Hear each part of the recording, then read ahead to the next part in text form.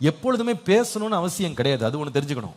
எல்லா கேள்விக்கும் பதில் சொல்லணும், பார்க்குற எல்லாத்துக்கும் கமெண்ட் பாஸ் பண்ணணும்னு அவசியமே இல்லை. பாருங்க, நம்ம ஒரு வீட்டுக்கு போகிறோம், பார்க்குறதெல்லாம் பார்த்து உடனே நம்முடைய கமெண்ட்ரியை நம்ம ஸ்டார்ட் பண்ணணும்னு அவசியம் இல்லை, தேவை கிடையாது. ஒரு வீட்டுக்குள்ளே போகிறோம், பார்த்த உடனே கலர் ரொம்ப நல்லா இருக்கு, யாரை கேட்டாங்களா அவங்ககிட்ட? ஒன்றும் கேட்கல.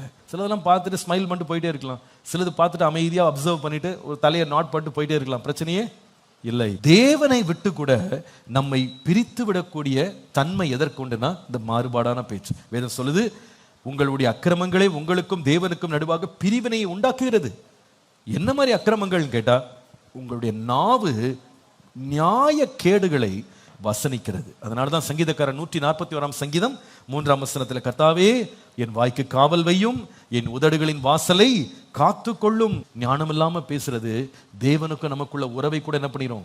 கசந்து போக பண்ணும். மாறுபாடா பேசிட்டு, ஞானம் இல்லாம பேசிட்டு, தேவனுக்கு நமக்கும் உண்மைக்கேடான ஒரு நிலையில நாம மன வருத்தத்தை உண்டாக்கி விடாதபடி, பரிசுத்த ஆவியானவரை நாம துக்கப்படுத்தி விடாதபடி, ஆண்டவரே என் வாயின் வார்த்தைகளும் என் இருதயத்தின் தியானமும் உம்முடைய சமூகத்தில் எப்படி இருக்கணும்?